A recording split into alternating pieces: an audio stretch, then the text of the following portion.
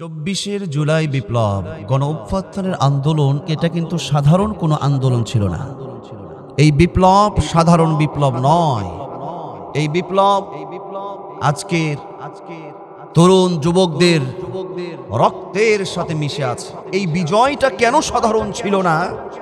স্বৈরাচার ফ্যাসিস্ট সরকারের শক্তি এতটা, তারা শক্তিটা এতটা দেখিয়েছিল, কিন্তু এত শক্তি থাকার পরেও, এত ক্ষমতা থাকার পরেও যে বিপ্লবটা এসেছে, আমি মনে করি এই ফ্যাসিস্ট সরকারের বিদায়ের মাধ্যম দিয়ে তাদের যে শক্তি, তাদের যে ক্ষমতা, তাদের যে দাপট, তাদের যে সাপোর্ট ছিল, এই জন্য যখন যা মনে করেছে, যাকে ইচ্ছা তাকে ধরেছে, যাকে ইচ্ছা তাকে জেলের মধ্যে নিয়ে রিমান্ড নিয়েছে।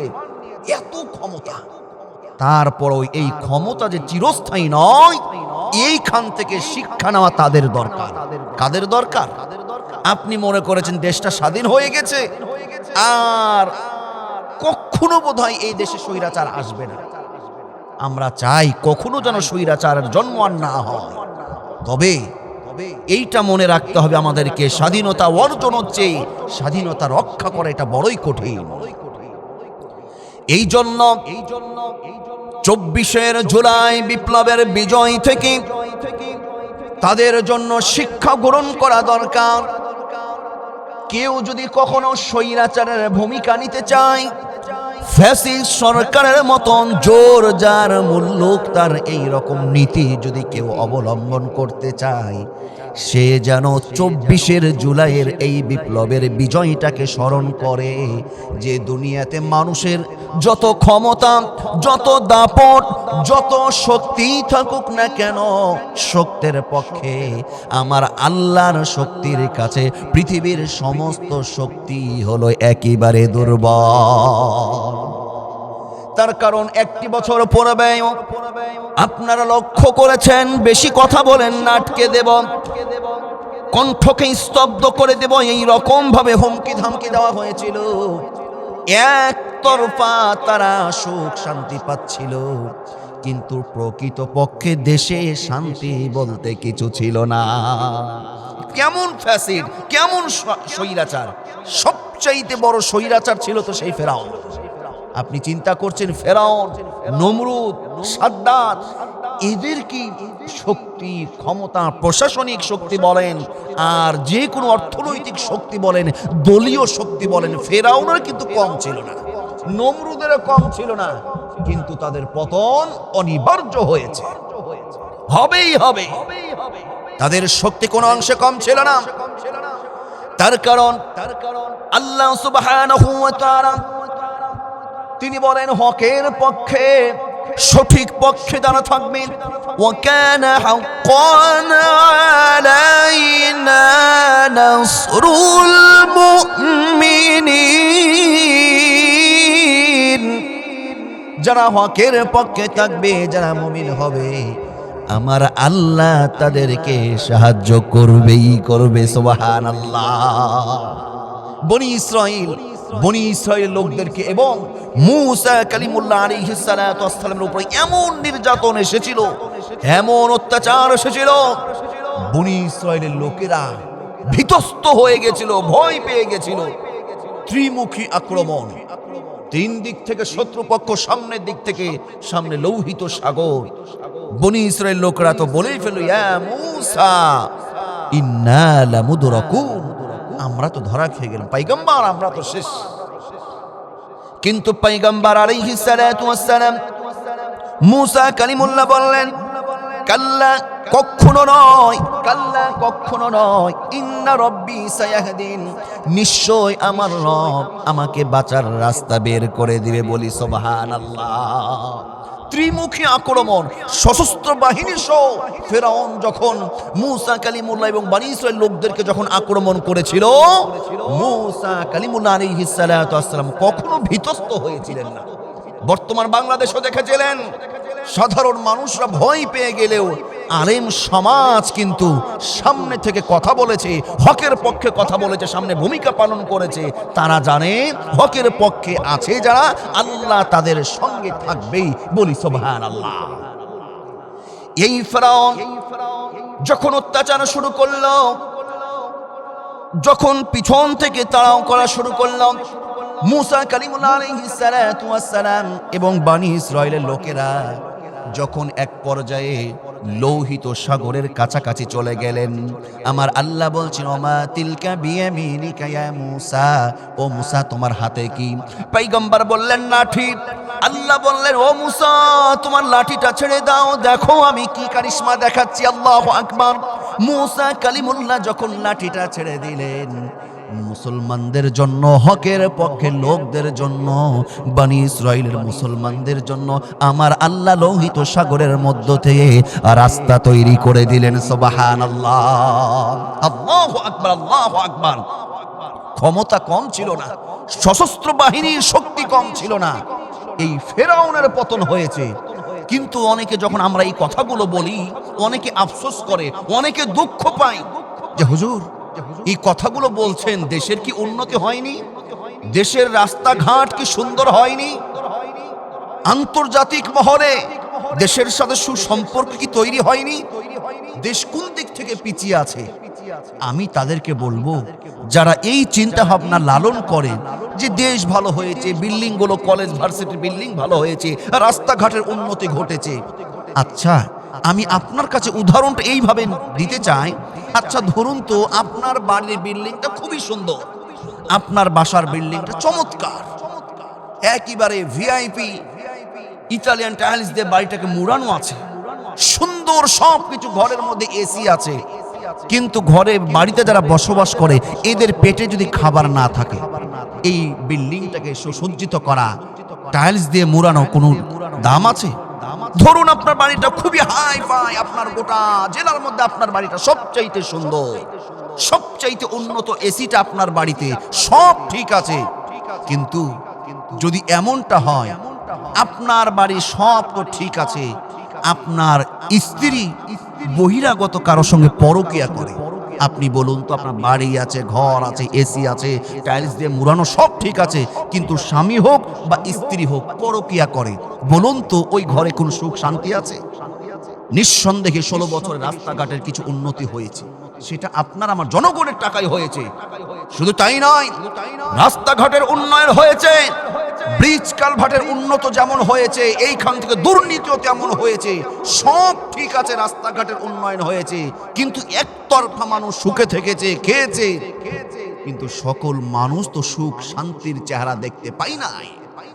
আমরা দেখেছি রাস্তাঘাটের উন্নয়ন হয়েছে, আর আমার দেশের রাষ্ট্রপ্রধান ইন্ডিয়ার সাথে পরকীয়া করেছে। কেন রে ভাই, ইন্ডিয়া কি আমাদের বন্ধু?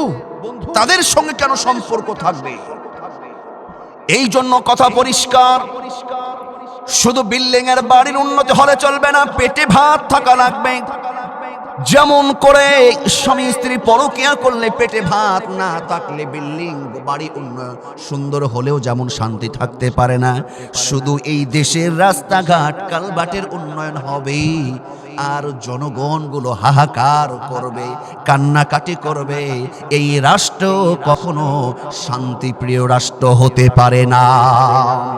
ফেরাউন যখন এইভাবে মুসলমানদেরকে তাড়াও করলো, লোহিত সাগরের কাছে এসে আল্লাহ পাক মুসলমানদের বাঁচার একটা রাস্তা বের করে দিলেন। মুসলমানগুলো, বনি ইসরায়েল লোকেরা রাস্তার মধ্যে, সাগরের মধ্যে চলে গেলেন। ঠিক যখন মূসা কালিমুল্লাহ আলাইহিস সালাতু ওয়াস সালাম এবং বনি ইসরায়েলের লোকরা যখন সাগরের মাঝামাঝিতে, ঠিক সেই সময় ফেরাউন সশস্ত্র বাহিনী, তার গুন্ডা বাহিনীকে নিয়ে সাগরের কাছে হাজির হয়েছে। সাগরের কাছে এসে দেখছে, হাই রে হাই, এই সমুদ্রের মধ্যে এই ভিআইপি রোড করলো কে? ফেরাউনের বাপে করেছে। এই ভিআইপি রোড করলো কে? ওর বাপ করেছে।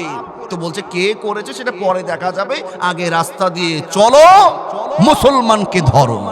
আল্লাহ বলছে নাম কে কাকে ধরে। এবার ওই রাস্তা দিয়ে ফেরাউন তার দলবল নিয়ে যখন নেমে পড়েন, আল্লাহর হুকুমে মূসা কালিমুল্লাহ এবং বনি ইসরাইলের লোকেরা সাগরের ওই পারে উঠে যায়। যখন মুসলমানরা সাগরের ওই পারে, ঠিক সেই সময় ফেরাউন তার সশস্ত্র বাহিনী, গুন্ডা বাহিনী নিয়ে রাস্তার একবারে সাগরের মাঝখানে যখন সড়ক আল্লাহ পাকড়াও শুরু করে দিয়েছেন। সাগরের মাঝখানে যখন ফেরাউন উপস্থিত হয়েছে, আল্লাহ বলেন ইন্না বাতশা রাব্বিকা লাশাদীদ। আল্লাহর পাকড়াও শুরু হয়ে গেছে। দুই দিককার সাগরের পানি একাকার হয়ে সকল গুন্ডা সন্ত্রাসী সকলকে শেষ করে দিয়েছে। শুধুমাত্র বাকি আছে একজন লিডার, ফেরাউন। সাগরের পানি খায়, একবার সাগরের তলদেশে চলে যায়।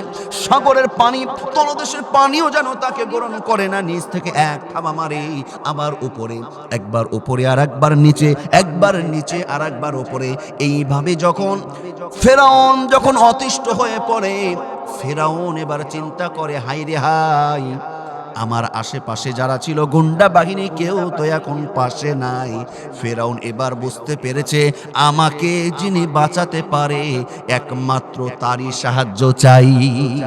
এবার ফেরাউন কি বলছে, যে আল্লাহ, তুমি আমাকে কেন ডুবাচ্ছ? আমি তো মুসলমানদের একজন, আমি তো ঈমান আনলাম, আমাকে কেন তুমি শেষ করছো? ফেরাউনের এই কথাটাও আল্লাহ সুবহানাহু ওয়া তাআলা কুরআনুল কারীমে তিনি তুলে ধরেছেন। ফেরাউন তখন এই অবস্থায় আল্লাহকে বলেন, আমানতু আন্নাহু লা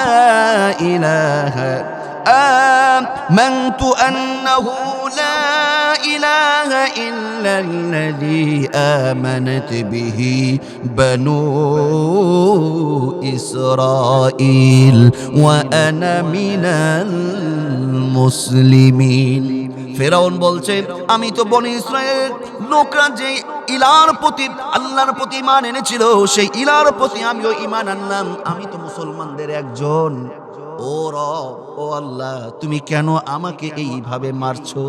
আল্লাহ বলছেন, আল্লাহ সঙ্গে সঙ্গে জবাব দিয়েছেন, আন, এখন কিসের তুই মুসলমান? তুই তো হলো ওয়াকাদ আসাইতা ক্বাবলু ওয়া কুনতা মিনাল মুফসিদিন, তুই তো হলো সবচাইতে বড় সন্ত্রাসী। ফেরাউন সাগরে নামার আগে যদি তাওবা করত, ফিরে আসতো, আল্লাহ পাক হয়তো তাকে ক্ষমা করেও দিত, তার নসিবে তাওবা নাই। এত কিছু দেখার পরেও, এত উত্থান পতন, এত কিছু দেখার পরেও এখনো কিছু মানুষ বলে আগেই ভালো ছিল। বলি নাউজুবিল্লাহ। এখনো সময় আছে, ফিরে আসেন, এখনো সময় আছে, তাওবা করেন, না হলে এমন হতে পারে ফেরাউনের মতন তাওবা নসিব নাও হতে পারে। এমন একটা পরিস্থিতিতে ফেরাউন যখন আর কোনো কুল কিনারা পায় না, ইতিহাসবিদরা বর্ণনা করেন, ফেরাউন সাগরের পানি পান করতে করতে তার পেটটা পটকা মাছের মতন ফুলে যায়।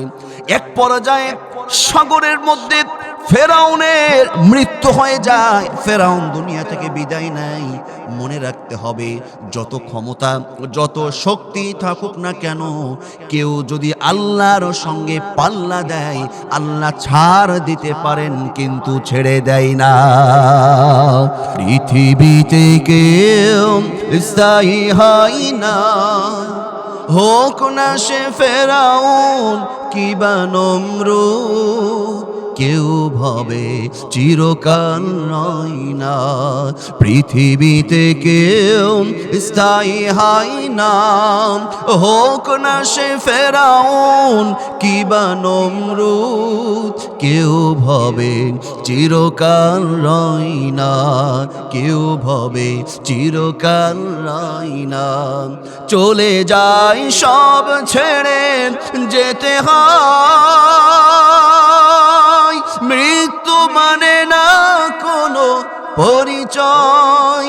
চলে যায় সব ছেড়ে যেতে হয়, মৃত্যু মানে না কোনো পরিচয়। সব রাজা মহারাজা আর মহাবীর, সব রাজা মহারাজা আর মহাবীর, কাউকে সে অবকাশ দেয় না। পৃথিবীতে কেউ স্থায়ী হয় না, হোক না সে ফেরাউন কিবা নমরুদ, কেউ ভাবে চিরকাল রইনা কেউ ভবে চিরকাল রইনা।